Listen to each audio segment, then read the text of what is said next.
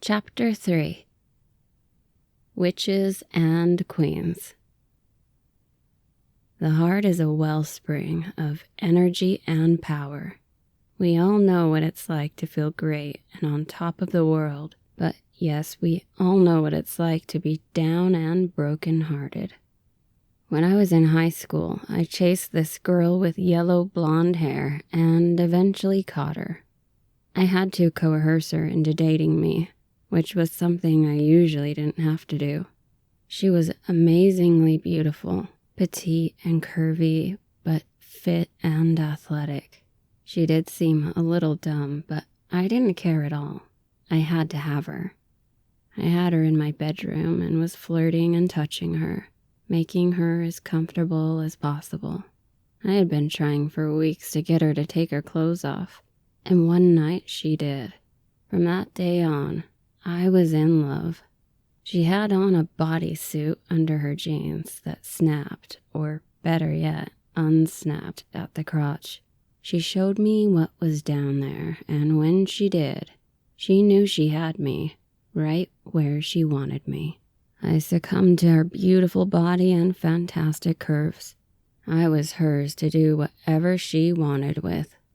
A few months later, after professing our love for each other, I was told by one of my close friends that she showed him and another guy her pretty parts as well. Although she wasn't having sex with either of them, and she was with me, I was still shocked and in disbelief. These two guys were good friends of mine, so I was inclined to trust them. They were telling the truth. After confronting her, I could read her face when she lied to me. After a few minutes, she confessed and said she could do whatever she wanted. I was crushed, and as time passed, I became desperate to keep her and tell her about my love for her, but it only pushed her further away. Those same friends reported to me that her car was at another guy's house as they drove past on the way home from school. I was at soccer practice every day, so I would have no way to know. This happened many times, and finally I had to see for myself. My friend McCarwitz and I drove by one afternoon, and sure enough, her car was at the football player's house, in the middle of the driveway. I knew she was unfaithful, and so I confronted her once again. This time, she didn't deny it. She admitted it freely, and stated that, once again, she can do whatever she wants. She had been having sex with the two of us all along, even as she professed her love for me. I just couldn't take it, so I verbally barraged her with shitty insults and watched as tears came flying out of her eyes. I actually enjoyed it. I cursed and told her exactly what she was. Then I cut off all communication. It was just the natural thing to do. She came back to me and professed her love again, and we made love again. But I could never trust her again. And so it goes. My first heartbreak. As an adult, my second heartbreak occurred. We had been living together for a couple of years and made a home, warm and cozy. But this home was not allowed to have my creative thought or influence placed upon it. It was hers. The selfish side of a witchy woman is often very deeply subverted, and if you give them your heart, you will never see it again until it's too late. All she ever talked about was marriage and babies, even on our first date. I almost didn't call her after that first date for that reason alone. I told her I didn't want marriage anytime soon, and she said no problem, she could wait. At first I was dating multiple women and loving it. I had developed a streak over the past year or so, seeing about one girl each month. This woman, who really turned out to be a girl, was different. She had a drive for me, and it turned me on. It also turned out to be short-lived, and then it turned me off. Her maternal instinct was keeping me around, but it ultimately destroyed a genuine good love. I admit I really liked the attention and care she gave me, but it was only an act, an elaborate act. She held up her act for 2 years and was pretty convincing.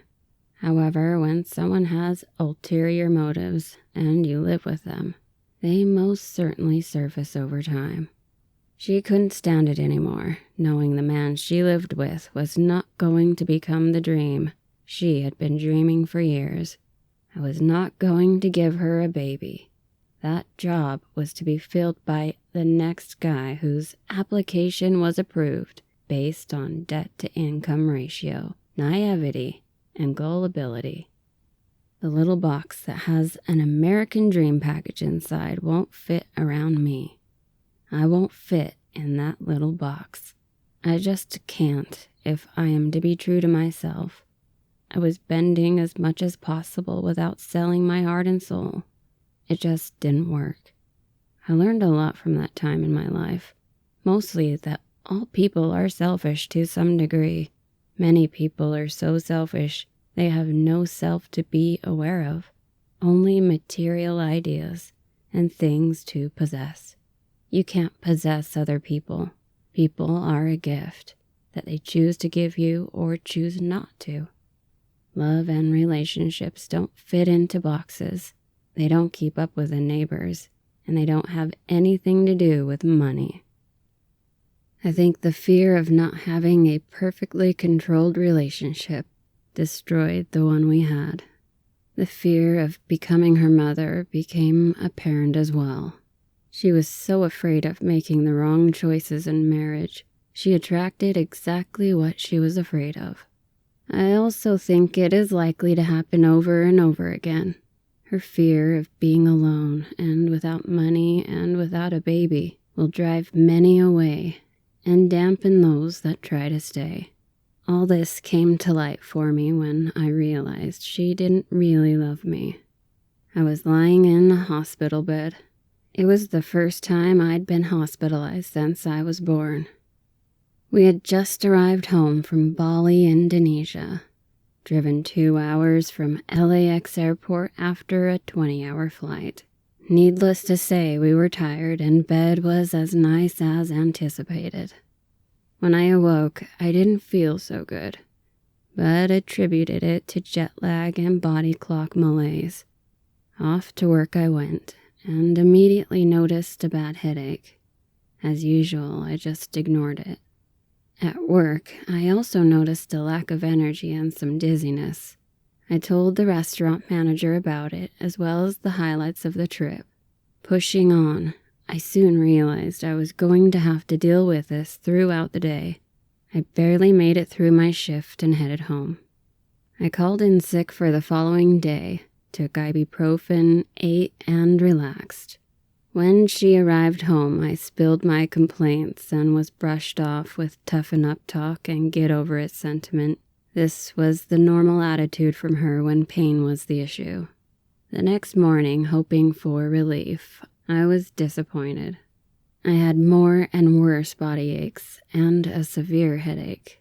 I went through a few hours of this and knew this was serious. I had never felt this bad in my life.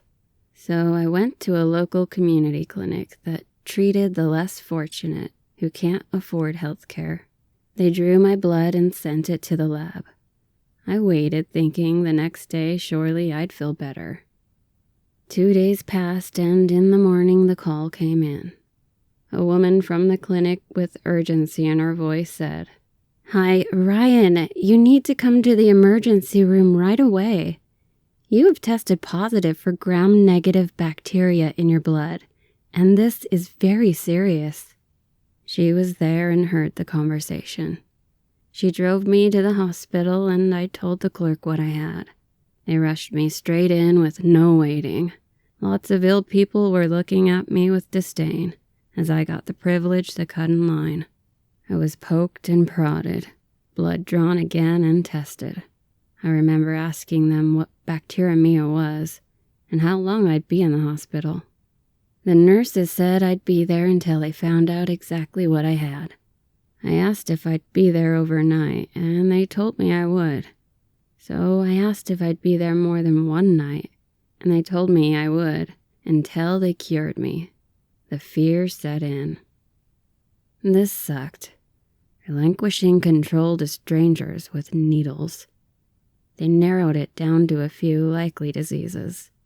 Malaria, dengue fever, yellow fever, typhoid fever, shingles, or hepatitis.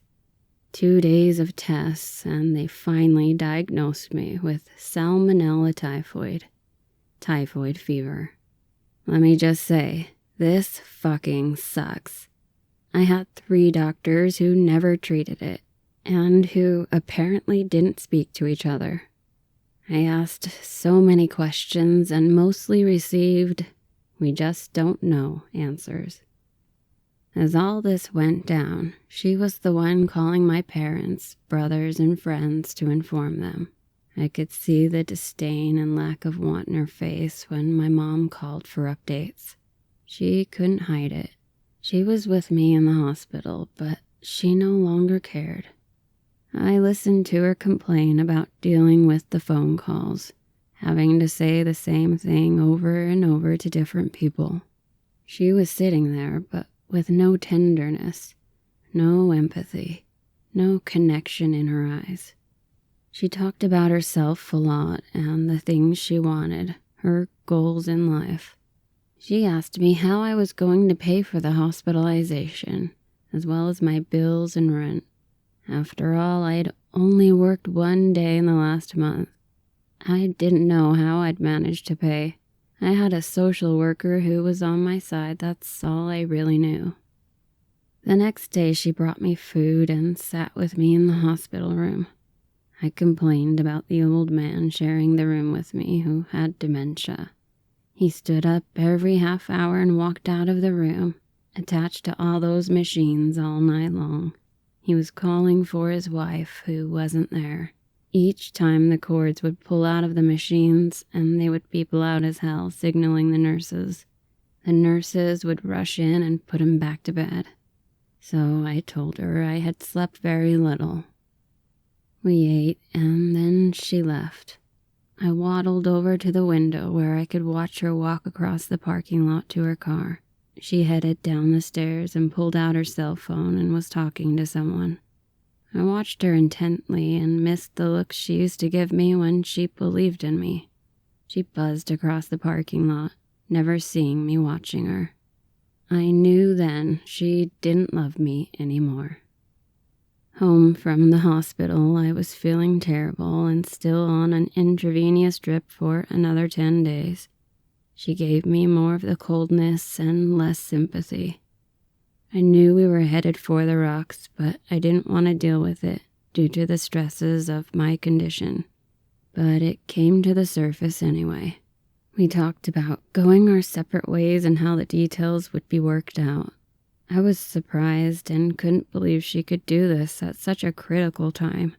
But she did it just like that, lickety-split. We made plans for me to move out of the house, but with time to get off the IV, to heal, and to get back to work. I was hurt inside and growing resentful. A few days of the awkward lifestyle, and she had had enough. She couldn't take it anymore. So she kicked me out and demanded I leave as soon as possible. As far as I could tell, she wanted me gone so she could pursue another man. It was a hunch, but it turned out to be correct. A little luck came my way by the first phone call I made to rent another property. I landed a stellar studio apartment on a beautiful horse property. It was actually a friend of hers which she gave me her blessing on. She just wanted me out, and any way she could do it was fine with her. Just like that, I moved with no money, out of work, and sicker than I've ever been in my life. The life of being a zombie and being exhausted from it had just begun. I had no choice but to move on, to heal. In fact, I was so focused on healing myself, I didn't realize that my emotional state and my heart were in a quagmire of stench. I lie in bed and wonder how a woman who professed her love for me daily could do such a thing. How can someone beg you to move in together, start a home, pick out curtains, ask you to marry them, ask you to make babies, and sleep with you every night, then suddenly say they don't love you anymore? Love is not enough. I always thought that love was enough. It was exactly that. Love was what ultimately mattered between people. Love is what being in a relationship was all about.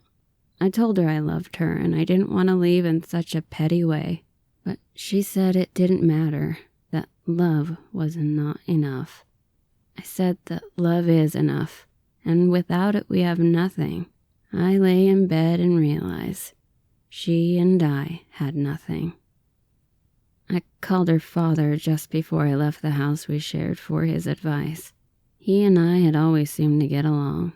He told me he thought of me as a son and that he hoped we would stay together and get through it.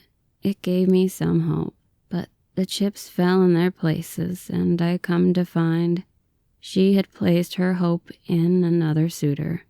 She was laying her legs upon another's bed. I moved out and we didn't speak again. Love can be suicide. It happens when you feel blessed enough to open yourself up enough to share.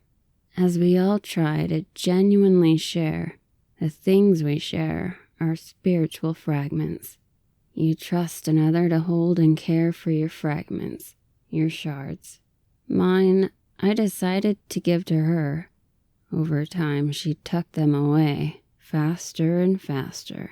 Then she craved more. Somehow, I knew I was committing suicide, but figured I was man enough to handle what may come.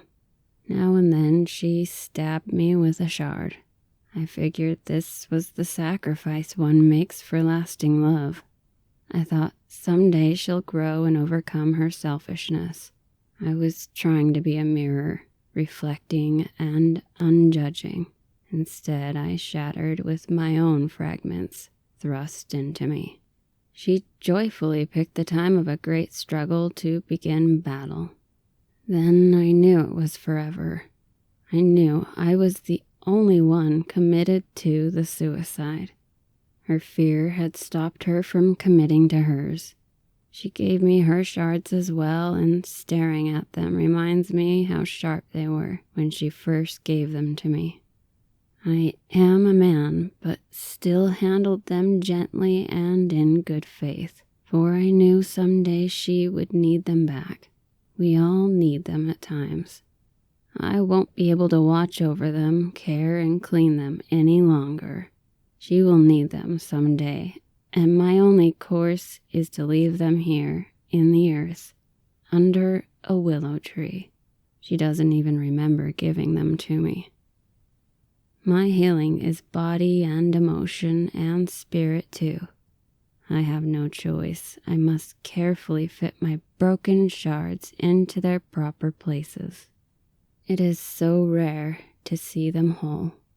My throat, stuck with tears from shock and disbelief, will need to heal and sing again.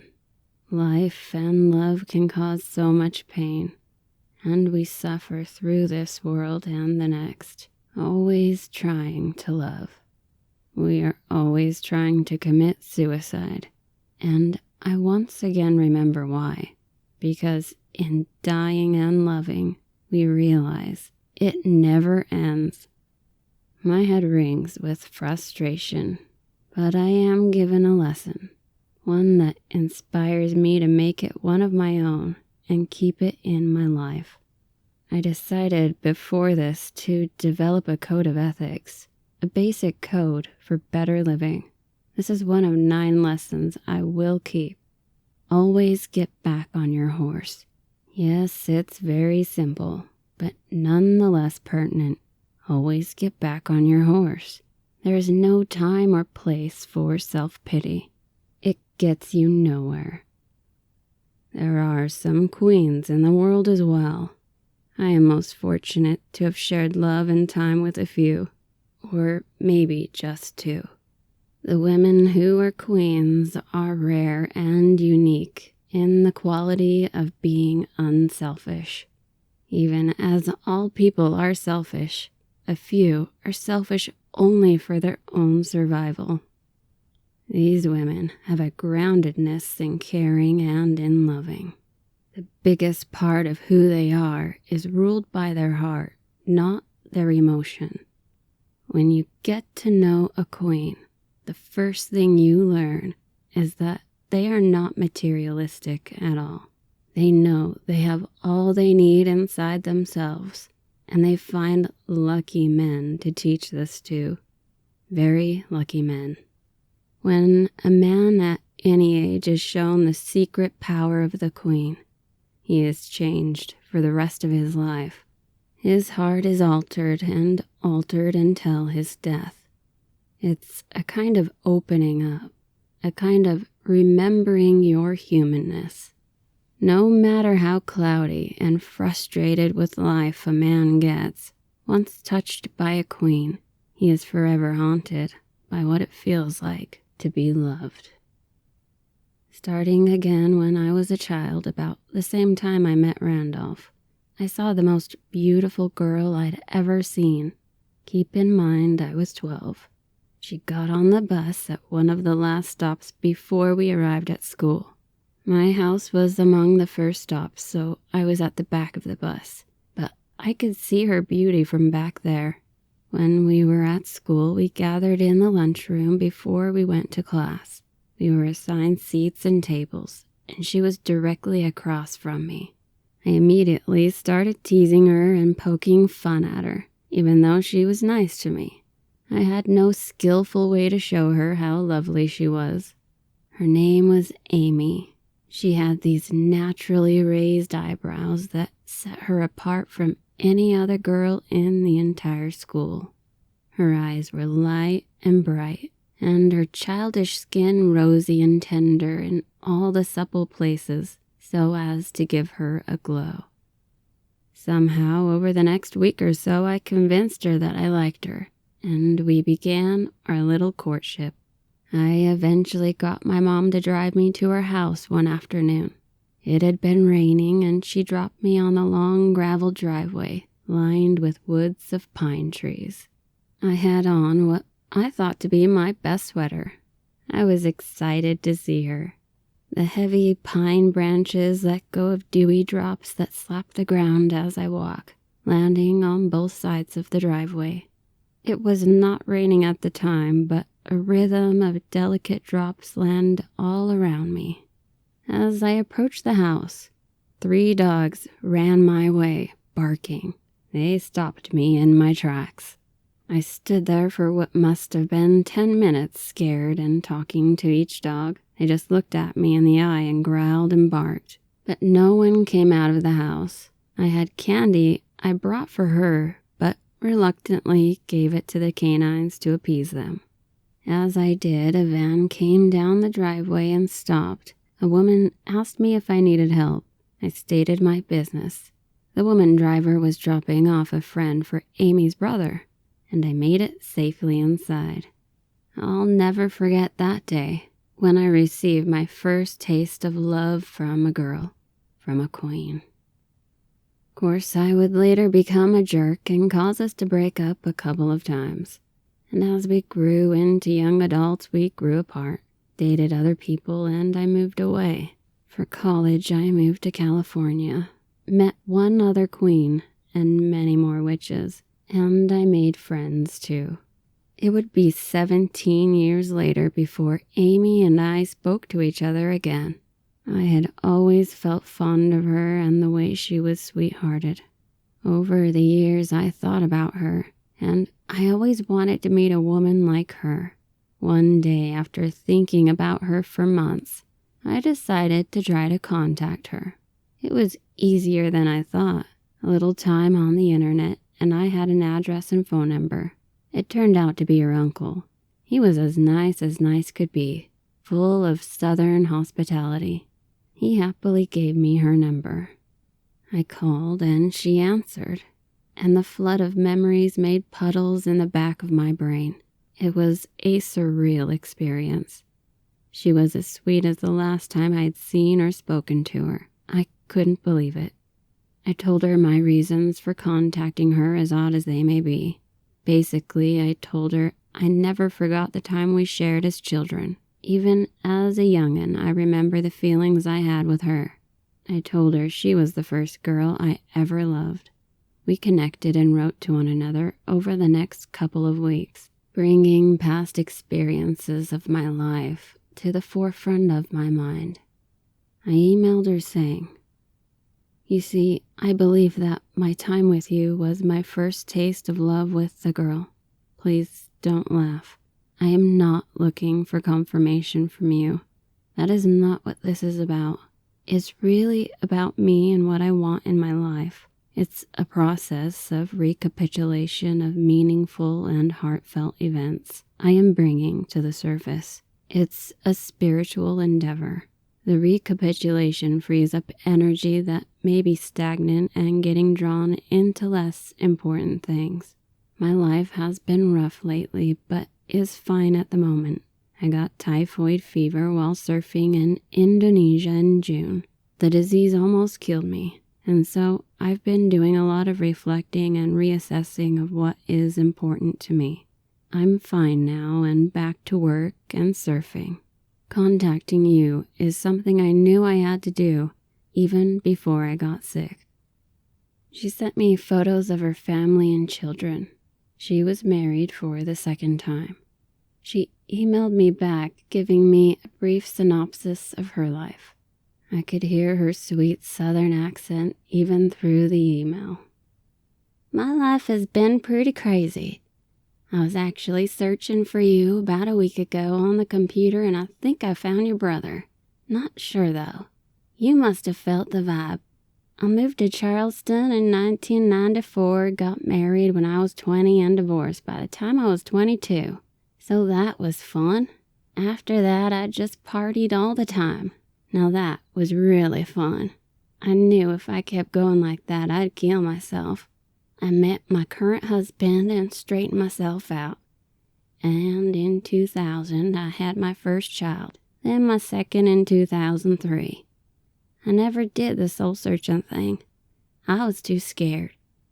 I replied, "This is mind-blowing, huh?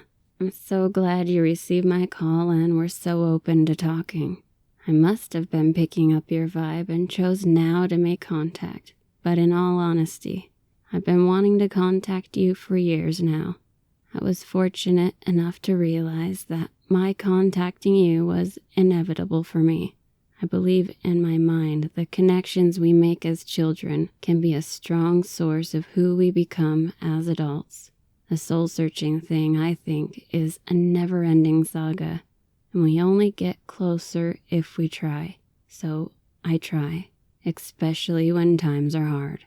I am trying to stay in the present moment and truly live and enjoy it.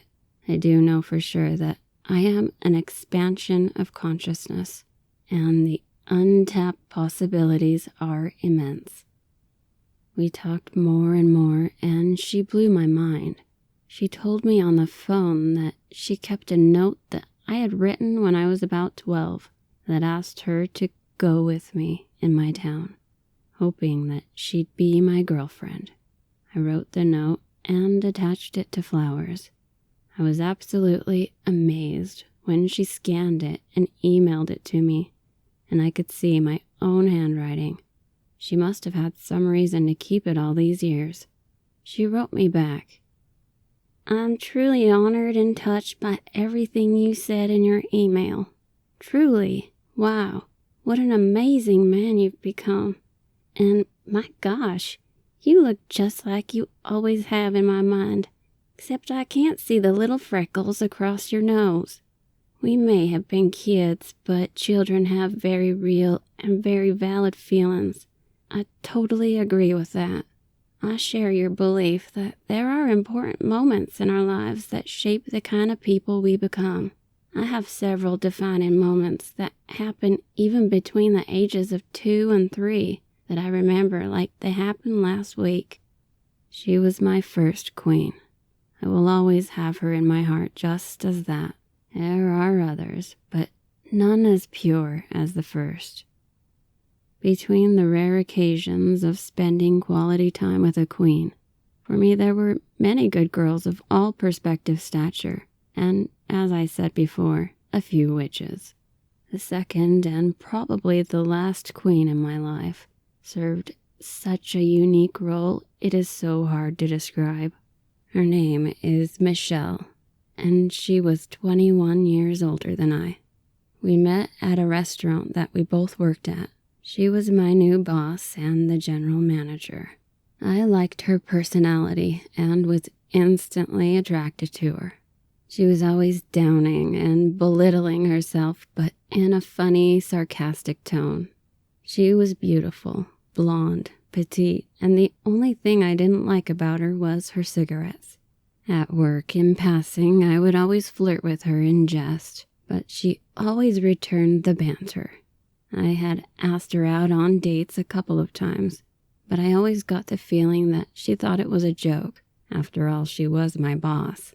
I knew she liked red wine, so I asked her if she wanted to drink a bottle with me. She said fine and left it at that. I looked her seriously in the eye and asked her, "When can we do this?" Nonchalantly, she told me, "Whenever I want." I quickly replied, "Tonight after work." She could see I wasn't joking, and so she gave me her phone number. I arrived at her apartment with a decent bottle of Clos de Bois Merlot. We drank and talked and began to glow. We talked about the world, places, culture, and romance. At some point, I knew I was going to have to try to kiss her, but it would have to wait for another night. I was nervous, and I didn't know if she was even interested in a 19-year-old man. At work the next day, everything was fine. We kept to ourselves and no one knew. It was our little secret. After a couple of wine nights, and with the lights low and candles lit, I leaned in and went for the kiss. Within seconds, we were intensely into one another's mouth, tongues crossed teeth, and getting hotter. I didn't know what to do except keep going. It wasn't long before we were touching, and I was amazed this mature woman was so passionate and letting me do the things I was doing. We stopped for a moment, looked at each other, and then just kept going, barely making it to the bedroom. Our bodies warm and full of sensual excitement. We made passionate love and fit together as if we had known each other before. We became a couple and did things that couples do. No one at work ever knew. We both wondered when someone would see us out somewhere at night, and for 9 months, no one did. She had a son just 2 years younger than I. He was quiet and well-mannered and did what his mother told him. I could see the two of them had a close bond. He was bigger than I, and in all honesty, I thought for sure there would come a time when he would challenge me for dating his mother. But he never did. She commanded his respect, and she assured me that he understood. She told him that she and I had something real and special, so he respected her. He and I actually became friends and would talk when I was there at their home. It was so surreal. I'll never forget waking up in the morning and eating breakfast with the two of them. It was just normal. I'll always respect him for trusting his mother. I don't know if I could have done what he did if I were in his shoes. I'll also never forget that one special, amazing night in Point Loma.